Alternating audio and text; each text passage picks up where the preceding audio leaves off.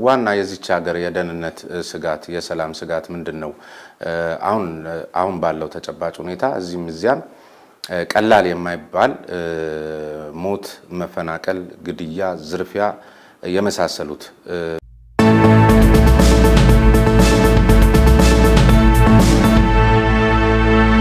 የዛሬው ዝግጅታችን በሀገራችን የሰላምና የጸጥታ ጉዳዮችን የተመለከተ ነው የሚሆነው።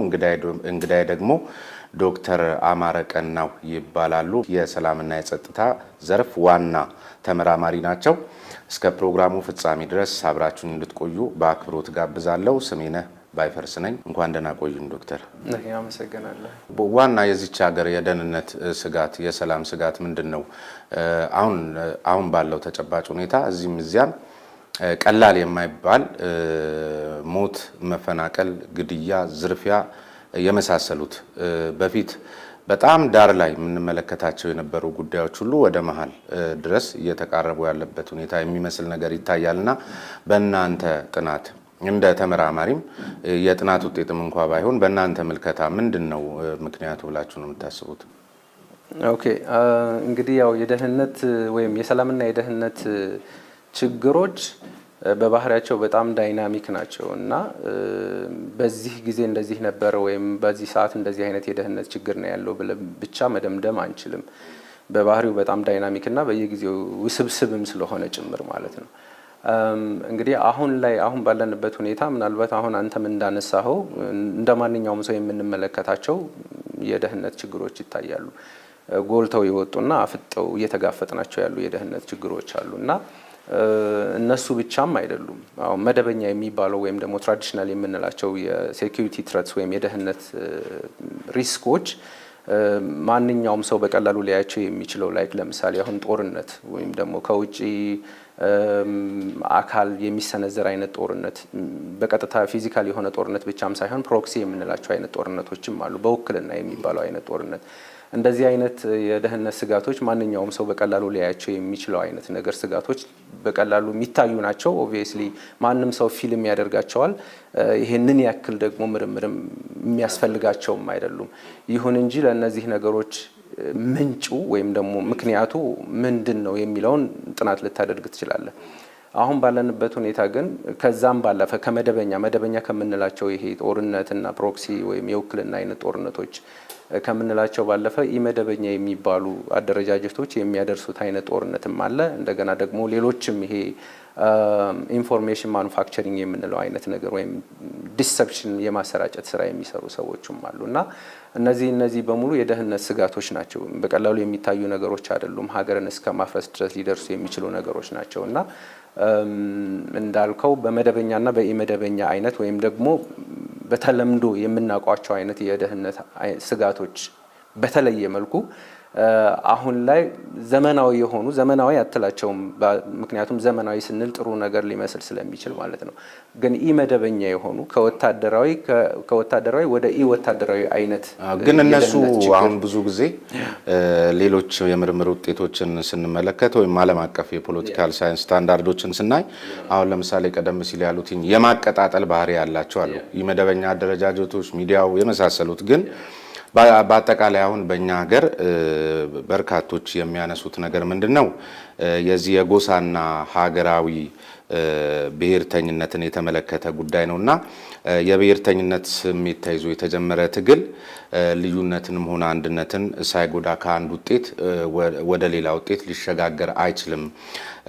ምክንያቱም ሁለቱም እንደ ማግኔት የሚገፋፉ እንጂ ሊቀራረቡ የሚችሉ ነገሮች አይደሉም የሚል ነገር አለ። ግን እኛ አሁንም በዚያው በሁለቱ ተቃራኒ በሆኑ አስተሳሰቦች ውስጥ ነው ያለነውና ይሄ ከሆነ ደግሞ ዘላቂነት ያለው አስተማማኝ ሰላም እንዴት ማምጣት ይቻላል? አጠቃላይ ይሄን አስተሳሰብ እንዴት ማቀራረብ የማይቻልበት እድል ተይዞ በብሔርተኝነት ስሜት ሀገርን ማሻገር ማስተዳደር ከባድ አይሆንም? ኦኬ ጥሩ። የመጀመሪያው ነገር በሁለት ነገር መለየት ይኖርብናል። አይ ቲንክ የመጀመሪያው ነገር አንተ እንዳልከው ማንነትን መሰረት ያደረጉ የደህንነት ስጋቶች ለኛ ብቻ ዩኒክ አይደለም። ቤዚካሊ የትኛውም ዓለም ላይ ያለ ነገር ነው። ማንነትን መሰረት ያደረጉ ግጭቶች ሊያጋጥሙ ይችላሉ። ራይት ቤዚካሊ ምንድነው እኛ ጋር ግን ለምንድነው እንደዚህ እንደ ሞባላይዚንግ ፋክተር ተደርጎ እየተወሰደና ሰዎች ማንነታቸውን መሰረት ያደረገ ጭፍጨፋ ወይም ደግሞ እንትን የሚደርስባቸው የሚለው ነገር ነው የሚሆነው እና ቀደም እንዳልነው ግን ስቲል አሁንም ቢሆን ኢመደበኛ ከምንላቸው አይነት የግጭት ወይም የደህንነት ስጋቶች ውስጥ የሚመደብ ነው። ስለዚህ ይሄንን ነገር ይዞ እንዴት መሄድ ይቻላል? ይሄንን እንደዚህ አይነትን የደህንነት ስጋትስ እንዴት ማስወገድ ይቻላል? ወይም ደግሞ እንዴት መከላከል ይቻላል የሚለው ሌላ ራሱን የቻለ እንትን ነው የሚሆነው።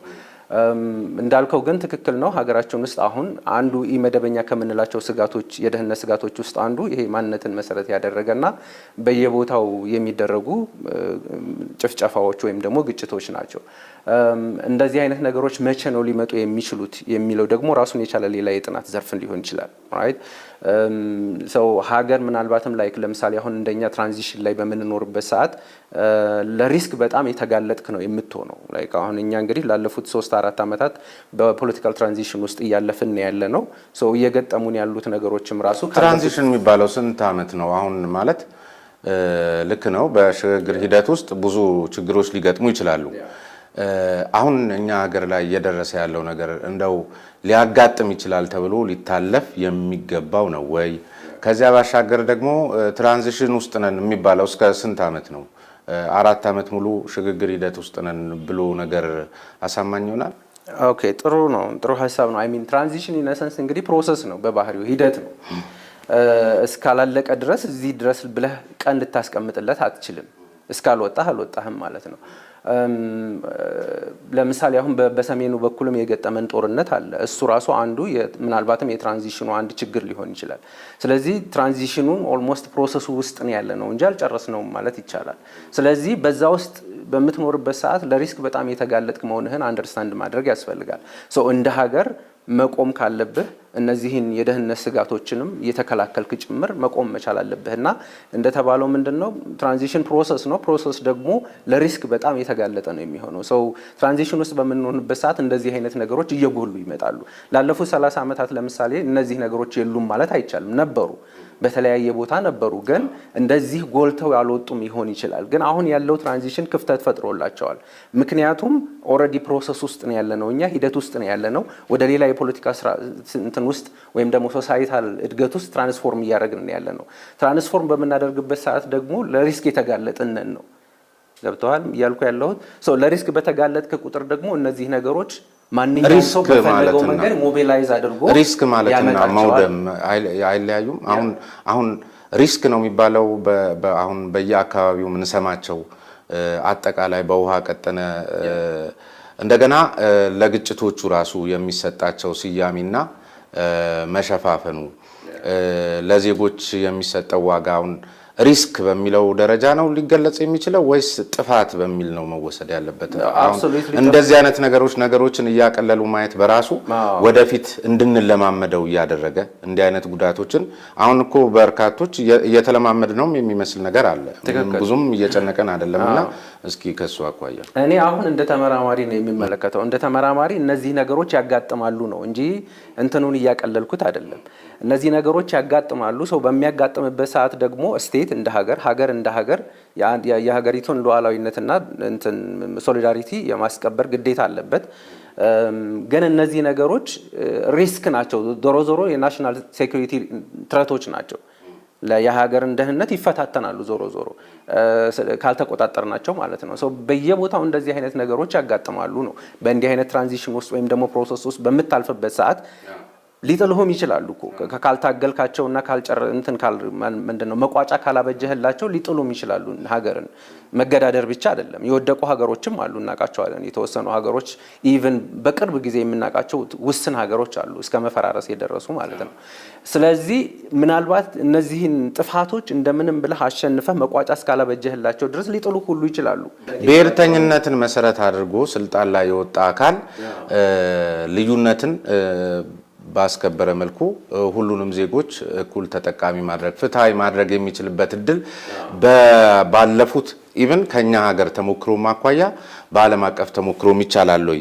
ምክንያቱም ስልጣን ላይ ከወጣ በኋላ የኔ ናቸው በሚላቸው ወገኖቹ በቋሚነት ድጋፉን አስጠብቆ መቆየት የሚችለው ምክንያታዊ ባልሆነ መጠን ለነርሱ ፍላጎትና ጥቅም በተለየ ሁኔታ ተቆርቋሪ ሆኖ እስከሰራ ድረስ ብቻ ነው። ከዚያ በኋላ ከዚህ ውጪ ሁሉንም በእኩል በፍትሃዊነት ላስተናግድ የሚልበትን እድል ለመፍጠር ቢሻ በእነዚያ ወገኖቹ የተጠላና ምናልባትም ማህበራዊ መሰረቱን የሚያጣበት እድል ሰፊ ነው ባለው ተሞክሮ። እንደዛ ብሎ መደምደም ይቻል ይሆናል፣ ግን እዛው ጋር ነው የሚቆመው። እኔ ግን የምለው ምንድነው አንተ ለምሳሌ ያነሳውን ነገር ወደ ኋላ ተመልሰን እንመልከተውና ለምሳሌ ኢህአዴግ ሲቋቋም ወይም ደግሞ ቲፒኤልኤፍ ዞሮ ስልጣን ላይ በነበረበት ላለፉት 30 ዓመታት ማንነትን መሰረት ያደረገ ወይም ደግሞ የተወሰነ ብሔርን ተጠቃሚ ያደረገና ሌሎቹን በማጋጨት ላይ መሰረት ያደረገ የፖለቲካ አስተሳሰብ ነበር። ያ ግን ለተወሰነ ጊዜ ቆይቷል እንጂ ዘላቂ አልሆነም ነው። አሁንም ቢሆን እንደዛ አይነት ነገሮችን የሚደግም አይነት አካሄድና አስተሳሰብ ካለ ይሄ ማህበረሰብ ይሄ እንደዚህ አይነቱን እንትን በምርምራችሁ ካለ ነው ወይስ አለ? እናንተ በምርምራችሁ አሁን ጥናት ስታደርጉ አለ ወይ? አሁን ብዙ ጊዜ ምሁራኖች ኢህአዴግ ስለወደቀ ሰዎችን በማጋጨት ሂደት ላይ የራሱን ልልና አስጠብቆ ለመቆየት የሚታገል ብሔርተኛ ድርጅት ይሉታል። ሲወድቅ ነው የምትሉት። ይሄኛውም አሁን ባለበት ሁኔታ ላይ ከሆነ ነው እያሉ እያረሙ መሄድ ነው፣ ካልሆነ አልሆነም ካለ ብሎ አሲዩም እያደረጉ ከመሄድ ይልቅ ምን ይመስላል አሁን ያለው? አሁን እኮ ቀደም ብለናል እኮ ማንነትን መሰረት ያደረጉ ግጭቶች የትም ቦታ ላይ ታይተዋል ነው። ይሄ ግን ስርዓቱ ያመጣቸው ናቸው ወይ ነው? እሱ መጠናት አለበት ነው። አሁን ያለው ሲስተም እነዚህን ነገሮች እያበረታታ ከሆነ ዞሮ ግን አወዳደቁ እንደቀደመው ነው የሚሆነው ነው። መታረም አለባቸው ነው። እነዚህ አይነት ነገሮች መታረም አለባቸው ነው ዞሮ ማለት ነው። እንደ ተመራማሪ የምንለው ይሄ ነው ሊሆን የሚችለው። እንደ ፖለቲከኛ ሳይሆን እንደ ተመራማሪ ስናየው ግን እንደዚህ አይነት ነገሮች ናቸው ነው። ዞሮ ግን ቅድም እንዳልነው ሊሆን የሚችለው ኮመን ሊያደርጉን የሚችሉ ነገሮች ላይ እየተስማማን ግን የሚያለያዩን ነገሮች ደግሞ የአስተሳሰብ ዲፍረንስ እኮ የትም ቦታ ያለ ነው። አንሌስ ማደግ አንችልም ማለት ነው። ራይት። ስለዚህ እነዚህን ነገሮች ኢንተርቴይን የምናደርግበት ሜካኒዝም መፍጠር ነው። እሺ። ስለዚህ አሁን ያለፈው ስርዓት ኢህአዴግ አሁን ቀደም ሲል ያሉትን ሰዎችን በማጋጨት በማባላት ሂደት ውስጥ የራሱን የስልጣን እድሜ ለማራዘም እንደዚሁም ደግሞ የአለቆቹን የባለስልጣናቱን ሀብት ለማስጠበቅና እንደዚሁም የግል ኑሮን ለማደላደል በርካታ ነገሮች ሲደረጉ ነበረ። ይሄም የፈጠረው የትግል ውጤት ነው ይሄን ለውጥ ያመጣው። ኢህአዴግን ሲያደርግ ደግሞ ለአብዛኞቹ ነገሮቹ ለማጋጨት እንዲመቸው የፖሊሲ ማዕቀፍና ህገ መንግስታዊ ሽፋንም ጭምር ሰጥቷቸው እንደነበር ይታወቃል። እንደውም ለለውጡ ምክንያት የነበሩ ጉዳዮች ከነበሩት ውስጥ አንዱና ዋነኛው ህገ መንግስቱን የፖሊሲ ጉዳዮችን የተመለከቱ ነበሩ። አሁን ኢህአዴግ ወደቀ ወደ መቀሌ ገባ እንጂ ወይም ደግሞ ህወሓት መራሹ ኢህአዴግ ወደ መቀሌ ገባ እንጂ ሰነዶቹ እዚሁ 4 ኪሎ ቤተ መንግስት ነው ያሉት። በዚያው ፖሊሲና በዚያው ህገ መንግስት እስከተመራን ድረስ ኢህአዴግ የነበረውን ከመሆን ውጪ አማራጭ ያላት ሀገር አለችን? እኔ እንደዛ ብዬ መደምደም አልችልም። ምክንያቱም እንደኛ ከፖለቲካ ተጽዕኖ ውጭ ሆነን ነው እንደዚህ አይነት ነገሮችን የምናየው። ስለዚህ ከፖለቲካ ተጽዕኖ ውጭ ሆነን ስንመለከታቸው እንደዚህ አይነት ነገሮች ዞሮ አካሄዳቸው እስካላማረ ድረስ መጨረሻቸው አጭር ነው የሚሆነው ነው። ለምሳሌ ቅድም እንዳልኩት ይሄ አሁን ያለንበት ማህበረሰብ የፖለቲካ አስተሳሰብና ወይም ሶሻል ዳይናሚክ የምንለው ማለት ነው ያን እንደዛ አይነትን ስርዓት ሊቀበል የማይችል ማህበረሰብ ነው እያፈራን ያለ ነው። አሁን ሊቀበል ስላልቻለ ነው እኮ ያንን ስርዓት ወደ መጣበት መመለስ የቻለው ብዬ ነው የማስበው። መቀበል ስላልቻለ ነው። ኦብቪየስሊ ረጅም ጊዜ ፈጅቷል። ግን በህዝብ ክንድ በተባበረ የህዝብ ክንድ አይነት ነገር ወይም ደግሞ ሲቪል ሬዚስታንስ የምንለው ማለት ነው ህዝባዊ ተቃውሞ ከህዝብ ምንም አይነት ጥይት ያልጮህበት አይነት ነገር ተቃውሞ በተደረገበት ምናልባትም ኢህአዴግ እና ቲፒኤልኤፍ ራሱ ባለመዱት አይነት መንገድ መንግስትን ከስርዓት ማስነሳት የቻለና ለውጥ ማምጣት የቻለ ስርዓት የፈጠረ ነው። እንደዚህ አይነት ነገሮች መቀጠል አይችሉም ነው። ህዝቡ ይህንን መሸከም የማይችልበት ሲቹዌሽን ላይ ደርሷል፣ ሁኔታ ላይ ደርሷል። ይሄ አሁን ያለንበት ሶሻል ዳይናሚክ የሚታየው በዚህ መሰረት ነው። ይሄ ስርዓትም ቢሆን ለፖሊሲ ግብአት የሚሆኑ ነገሮች ለምሳሌ እኛ ቀደም እንዳልከው እንሰጣለን። እንደዚህ ከሆነ ሊቀጥል አይችልም፣ እንደዚህ አይነት ነገሮች ይመጣሉ። በዛ መሰረት ፖሊሲው መስተካከል አለበት የሚለውን ነገር ግብአት ታደርጋለህ። በዛ መሰረት ደግሞ መንግስት ማስተካከል ይችላል ነው። እስካላስተካከለ ድረስ ግን ቀደም እንዳልነው በቀላሉ ከቤተ መንግስትን ማፈናቀል የሚችል አንድም ጥይት ሳይጮህ ማፈናቀል የሚችል አይነት ሶሻል ዳይናሚክ ተፈጥሯል ነው እዚህ ሀገር ውስጥ። ስለዚህ ይሄንን መሸከም አይችልም ነው። መንግስትም የሚያጠፋ ከሆነ ጥፋቱ በህዝብ ይመለሳል እንጂ ምክንያቱም ህዝባዊ መንግስት አይደለም፣ የህዝብ መንግስት ነው ይሄ። በአንድ ወቅት ሲታለል ነበረ የኛ ህዝብ፣ ምናልባትም በደርግ ዘመንም ጭምር በታሪክ እንደምናውቀው ህዝባዊ መንግስት የሚባል ተረት ነበረ። ህዝባዊና የህዝብ መንግስት ምንድነው ልዩነት? የሚባለው በህዝብ የተመረጠ መንግስት ነው።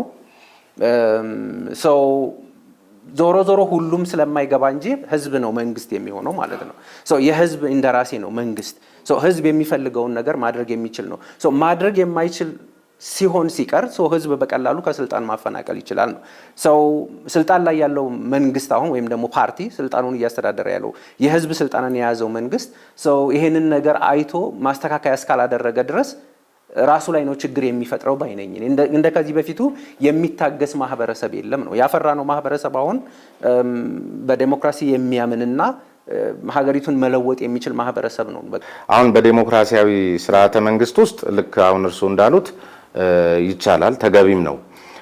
አንዳንድ ጊዜ ግን በእኛ ሀገር ተጨባጭ ሁኔታ አንዳንድ የሰዎችን ብሶትና ሮሮ እንደ ፖሊሲ ግብዓት ከመጠቀምና ምን እየተባልኩ ነው ብሎ እንደውም ለመፈተሻ ከመጠቀም ይልቅ በመናገሩ ብቻ ደስ የማይላቸው ወገኖች ይኖራሉ። ግን እንዲህ አይነት መድረኮችን ያጡ አካላት ደግሞ በተለያዩ ፌስቲቫሎች ሊሆን ይችላል፣ በዓላት ሊሆን ይችላል፣ እንደዚህ አካባቢ ላይ በእርግጥ ለተለየ ተልዕኮ የሚጠቀሙ ሰዎች መኖራቸው እንደተጠበቀ ነው። ሌላ ፍላጎት፣ ሌላ ዓላማ ያላቸው እንደተጠበቀ ነው። ግን በእርግጥም የህዝብን ብሶት ለማሰማት የሚደረጉ ሙከራዎች ራሱ እንዴት ሲቀጩ እንመለከታለን። እና ህዝብ እንደው መጠየቅ የሚችልበት ምቹ ሁኔታ አለ።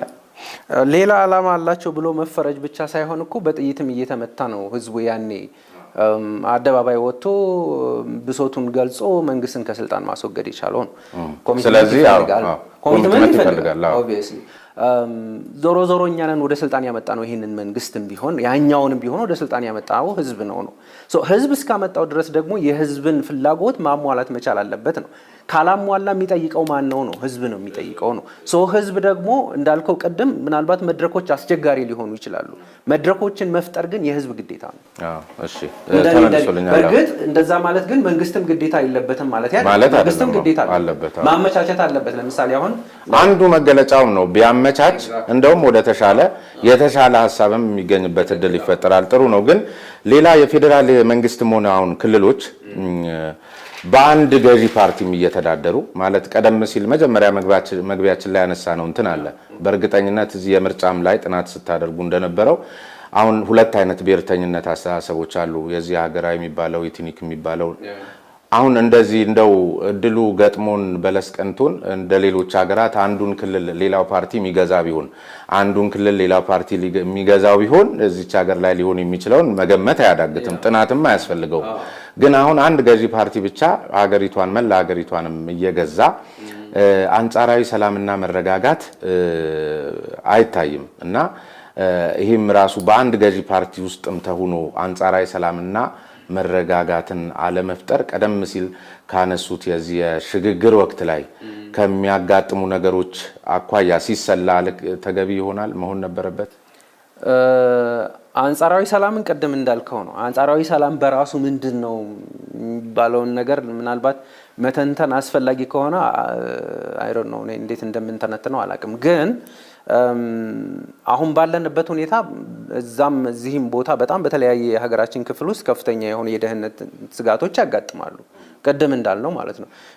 ምክንያቱም ቅድም ባስቀመጥነው ነገር ላይ ብቻ ተንጠልጥለን መደምደም አስቸጋሪ ሊሆን ይችላል። ምናልባትም ትራንዚሽን ውስጥ ነው ያለነው የሚለው ብቻ ላይሆን ይችላል። ምናልባት በኋላም ላይ ቅድም አንተ እንዳልከው ይሄንን ፈልገው የሚጠቀሙት አካሎችም ሊኖሩ ይችላሉ። ዞሮ ዞሮ ግን እነዚህን ነገሮች መቋጫ ላይ ማድረስ የመንግስት ግዴታ ነው። ባት መንግስት ብቻውን ምንም ሊያደርግ አይችልም ነው። ቅድም እንዳልነው የህዝብ መንግስት ነው ያለው ካልን ህዝብ ራሱ መንግስት ነው። ስለዚህ ህዝብ ተባባሪ መሆን መቻል አለበት ነው። በየትኛውም ያለው የሀገሪቱ ክፍል ያለ ህዝብ ማንኛውም ማንነት በተገፋና በተጨፈጨፈ ቁጥር ደስ ሊለው አይገባም። ወይም ደግሞ እንትን ሊያደርገው አይገባም። ለዛ ግሪቫንስ ማሳየት አለበት እዛ አካባቢ ያለው ማህበረሰብ በራሱ ማለት ነው። ምክንያቱም የራሱ ደህንነት ዘበኛ መሆን መቻል አለበት። የራሱ ደህንነት ወኪል መሆን መቻል አለበት። እያንዳንዱ ሰው አንጻራዊ የሚባል ሰላም መኖር የለበትም። ለምን ሰላም ነው መኖር ያለበት። እሱን ለማድረግ ደግሞ እያንዳንዱ ሰው ፐርፐትሬተሮችን ወይም ደግሞ ቀደም እንዳልነው ስፖይለሮችን አሳልፎ የመስጠት ግዴታ አለበት ነው። አለበለዚያ ያንን እንትን ኢንተርቴይን ልታደርገው አይገባም። ለማን ነው የሚሰጠው አሳልፎ የመስጠት ግዴታው? አንዳንድ ጊዜ አሁን እኮ ስንመለከት ኢቭን ለደረሱት ጉዳቶችም በልካቸው ስማቸውን መጥራትም አዳጋች እየሆነ የምንመለከትበት ሁኔታ አለ። እርሱም እንደሚያስታውሱት ፓርላማው ላይ በልኩ ጥራው በልኩ አልጠራውም በሚል ሁሉ ውዝግብ አለ። ተስማምተው በአንድ ጉዳይ ላይ እንኳን ባለው የደህንነትና የጸጥታ ጉዳይ ላይ ተመሳሳይ አንድ ገዢ ፓርቲ ሆነው ተመሳሳይ የሆነ አቋም እንኳን ያላዙበት ሁኔታ ነው ያለውና እንደዚህ አይነት ነገሮች እኮ ከባድ አይደለም ወይ? ምንድን ነው የሚያመላክቱት? ጥሩ ሀሳብ ነው። እንደ መንግስት ኮንፊውዥን መፈጠር የለበትም። የመጀመሪያው ነገር እነዚህን ነገሮች አጥርቶ በትክክለኛው መንገድ አጣርቶ ስህተትም እንዳይሰራ ማለት ነው። እሱን መሰረት ያደረገ ሌላ ስህተትም እንዳይሰራ በትክክል የማጣራት ስራ ተሰርቶ መቅረብና መፈረጅ አለበት። አንድ አካል መፈረጅ ካለበት ግን እንደዛ አይነት ነገሮች በጣም ውስብስብ ናቸው። ቅድም እንዳልኩ ማለት ነው የደህንነት ስጋት የሚሆኑ አካላትና እሱን መሰረት አድርገው የራሳቸውን ኢንትረስት ፐርሱ የሚያደርጉ ግሩፖች በጣም ዳይናሚክ ናቸው፣ በጣም ቮላታይል ናቸው። አንዳንዴ ደግሞ ብሌምን ላይወስዱ ይችላሉ። ምንድነው ብሌም? ያደረሱትን ጉዳት እኛንን ብለው ሪስኩን ላይወስዱ ይችላሉ። ስጋቱ ነው። ራሳቸውን አያጋልጡም። ላይክ በሌላኛው ዓለም ለምሳሌ በሚድል ኢስት አካባቢ እንደምንመለከተው እኔ ነኝ ያደረስኩት ቴሮሪስት አክት ያደርጉና እኔ ነኝ ያደረስኩት ብሎ ኢሚዲየትሊ ብሌሙን ይወስዳል። ያንን ያደረሰበትን ምክንያት በትክክል ያሳውቃል። ምንም ጤናማ ያልሆነ ኦብጀክቲቭ ቢሆንም አላማ ቢሆንም ማለት ነው ጤናማ ያልሆነ አላማ ቢሆንም ኢሚዲየትሊ እነዚህ እንትኖች ብሌሙን እኛ ጋር ደግሞ በተቃራኒ ነው። መንግስት ብሌም የሚያደርገው አካል እኔ ነኝ ብሎ አያውቅም። እንደውም ራሱ መንግስት ነው የሚለውም እየተመለከትን ነው። ኤግዛክትሊ እንደዛ አይነት ኮንፊውዥኖች አሉ። እነዚህ መጥራት አለባቸው ባይነኝ እኔ ላይክ እንደዛ አይነት ስፖይለር የሆነ አካልም የሚያደርስበት የሆነ ጤናማ ያልሆነው አላማ ቢሆንም ማሳወቅ መቻል አለበት ነው መታወቅ አለበት። የሚፈልገው መንግስት ራሱ አሁን ለምሳሌ እነዚህ ብሌም ራሳቸውን ብሌም ማድረግ የማይፈቅዱ አካላት ወይም መንግስት እነሱ ናቸው የሚላቸው አካላት ከመንግስት እኩል መንግስት ራሱ ነው እያሉ መንግስት እንደነዚህ አይነት አካላትን አጥርቶ ይፋ እስካላደረገ ድረስ በተለይ ደግሞ ይሄን አጣርተን በቅርብ ጊዜ ውስጥ ለህዝባችን ይፋ እናደርጋለን የሚባል አባባል እንደ አባባል የቀረበት ሁኔታ ያለ የሚመስል ነገር አለ። እዚህ ሀገር ላይ አንዳች ነገር ይፈጸማል፣ ለህዝብ እናሳውቃለን ይባላል። አንድም ነገር ለህዝብ እኛ ሲገለጽ አይተን አናቅምና በተለይ ደግሞ መንግስት ራሱ ነው የሚሉ አካላት በሞሉበት ሀገር ላይ መንግስት ራሱ ቶሎ አጣርቶ እስካላሳየ ድረስ ሌላ ጥርጣሬ ሌላ ስጋት እና ደግሞ ህዝብስ በመጨነቅ ስሜት ውስጥ ሆኖ ለምን ያህል ጊዜ ነው መቆየት የሚችለው? ከባድ አይደለም ወይ? እሱን እንዳልኩህ ነው ማለት አሁን እኔ እንደ ፖለቲከኛ ሆኛል አልመልሰው እንደ ግን ስትመለከተው እንደዚህ አይነት ኮንፊውዥኖች መጥራት አለባቸው ነው። ህዝብም ቢሆን ትክክለኛ መረጃ ሊደርሰው ይገባል ነው። ይሄንን ያደረሰው አካልም ቢሆን ሪስፖንሲቢሊቲውን ወስዶ ይሄንን ያደረኩበት ምክንያት ለዚህ ነው ብሎ ማስቀመጥ መቻል አለበት ነው። ምክንያቱም እየታገለለት ያለው የራሱ የሆነ አላማ እስካለው ድረስ ማለት ነው። ወደ መጨረሻ ላይ ላነሳው ነገር ግን ምናልባትም ግጭት ወይም ደግሞ ጦርነት ላይ ጦርነት ውስጥ ነው ያለነው። በእርግጥ ያው ግጭት ውስጥ ነው ያለው። ከራሳችን አፈንግጦ በወጣ አካልም ቢሆን ግጭት ውስጥ ነው ያለነው። ከፍተኛ የሆነ ግጭት አለ ብለን እናስብና በባህሪው ግጭት ወይም ጦርነት ምንም አይነት መፍትሄ አይደለም፣ አማራጭ አይደለም። ጦርነት በምንም ተአምር አማራጭ አይደለም። ተገደህ ነው ልትገባበት የምትችለው። ከሆነም ደግሞ አጭር ነው መሆን ያለበት። በቃ በእንተንም እንደሚታወቀው አጭር ነው መሆን ያለበት። ምክንያቱም እንትኑ የሚያደርሰው ምንድነው ጉዳት በጣም ከፍተኛ ከመሆኑ ማነው እንግሊዛዊ ጋዜጠኛና ደራሲ ጦርነትን በአጭሩ ካልቋጫው ራሱ ይቋጫል፣ ራሱ ነው እንትን የሚያደርግ። ስለዚህ ጦርነት በባህሪው አጭር ነው መሆን ያለበት። ሲጀመር አማራጭም አይደለም፣ ተገደን የምንገባበት ነው። ተገደን ከገባንበት ደግሞ አጭር ነው መሆን ያለበት።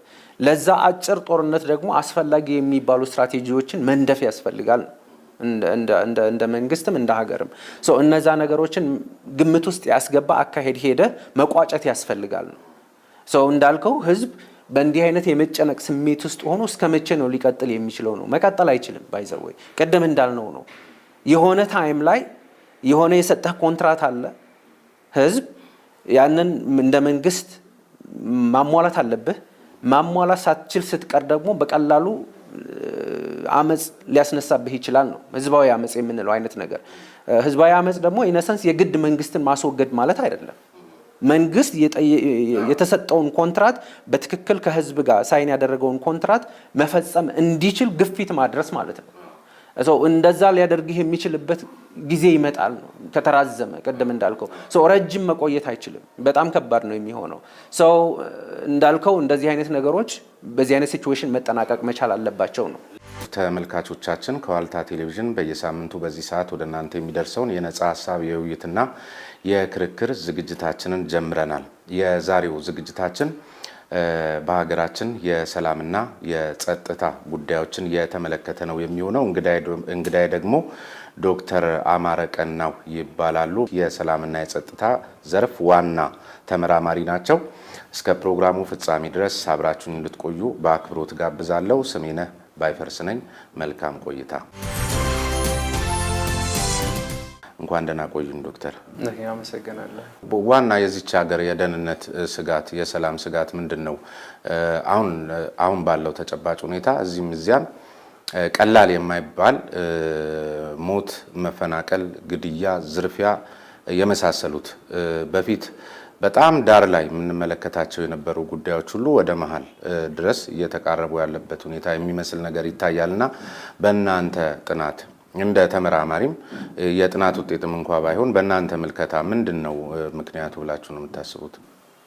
ኦኬ እንግዲህ ያው የደህንነት ወይም የሰላምና የደህንነት ችግሮች በባህሪያቸው በጣም ዳይናሚክ ናቸው እና በዚህ ጊዜ እንደዚህ ነበር ወይም በዚህ ሰዓት እንደዚህ አይነት የደህንነት ችግር ነው ያለው ብለን ብቻ መደምደም አንችልም። በባህሪው በጣም ዳይናሚክ እና በየጊዜው ውስብስብም ስለሆነ ጭምር ማለት ነው። እንግዲህ አሁን ባለንበት ሁኔታ ምናልባት አሁን አንተም እንዳነሳኸው እንደ ማንኛውም ሰው የምንመለከታቸው የደህንነት ችግሮች ይታያሉ። ጎልተው የወጡና አፍጠው እየተጋፈጥናቸው ያሉ የደህንነት ችግሮች አሉ እና እነሱ ብቻም አይደሉም። አሁን መደበኛ የሚባለው ወይም ደግሞ ትራዲሽናል የምንላቸው የሴኩሪቲ ትሬትስ ወይም የደህንነት ሪስኮች ማንኛውም ሰው በቀላሉ ሊያያቸው የሚችለው ላይክ ለምሳሌ አሁን ጦርነት ወይም ደግሞ ከውጪ አካል የሚሰነዘር አይነት ጦርነት፣ በቀጥታ ፊዚካል የሆነ ጦርነት ብቻም ሳይሆን ፕሮክሲ የምንላቸው አይነት ጦርነቶችም አሉ። በውክልና የሚባለው አይነት ጦርነት። እንደዚህ አይነት የደህንነት ስጋቶች ማንኛውም ሰው በቀላሉ ሊያያቸው የሚችለው አይነት ነገር ስጋቶች በቀላሉ የሚታዩ ናቸው። ኦብቪየስሊ ማንም ሰው ፊልም ያደርጋቸዋል። ይሄንን ያክል ደግሞ ምርምርም የሚያስፈልጋቸውም አይደሉም። ይሁን እንጂ ለእነዚህ ነገሮች ምንጩ ወይም ደግሞ ምክንያቱ ምንድን ነው የሚለውን ጥናት ልታደርግ ትችላለህ።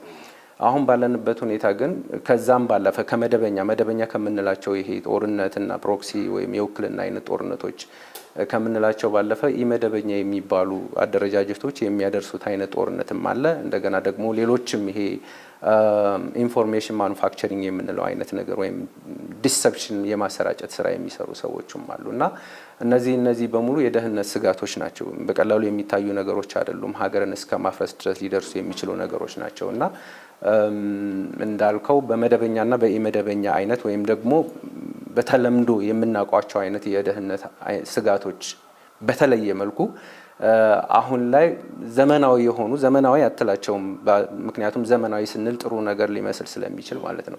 ግን ኢመደበኛ የሆኑ ከወታደራዊ ወደ ኢወታደራዊ አይነት ግን እነሱ አሁን ብዙ ጊዜ ሌሎች የምርምር ውጤቶችን ስንመለከት ወይም ዓለም አቀፍ የፖለቲካል ሳይንስ ስታንዳርዶችን ስናይ አሁን ለምሳሌ ቀደም ሲል ያሉት የማቀጣጠል ባህሪ ያላቸው አሉ። ኢመደበኛ አደረጃጀቶች፣ ሚዲያው የመሳሰሉት ግን በአጠቃላይ አሁን በእኛ ሀገር በርካቶች የሚያነሱት ነገር ምንድን ነው? የዚህ የጎሳና ሀገራዊ ብሔርተኝነትን የተመለከተ ጉዳይ ነውና የብሔርተኝነት ስሜት ተይዞ የተጀመረ ትግል ልዩነትንም ሆነ አንድነትን ሳይጎዳ ከአንድ ውጤት ወደ ሌላ ውጤት ሊሸጋገር አይችልም። ምክንያቱም ሁለቱም እንደ ማግኔት የሚገፋፉ እንጂ ሊቀራረቡ የሚችሉ ነገሮች አይደሉም የሚል ነገር አለ። ግን እኛ አሁንም በዚያው በሁለቱ ተቃራኒ በሆኑ አስተሳሰቦች ውስጥ ነው ያለነውና ይሄ ከሆነ ደግሞ ዘላቂነት ያለው አስተማማኝ ሰላም እንዴት ማምጣት ይቻላል? አጠቃላይ ይህን አስተሳሰብ እንዴት ማቀራረብ የማይቻልበት እድል ተይዞ በብሔርተኝነት ስሜት ሀገርን ማሻገር ማስተዳደር ከባድ አይሆንም? ኦኬ ጥሩ።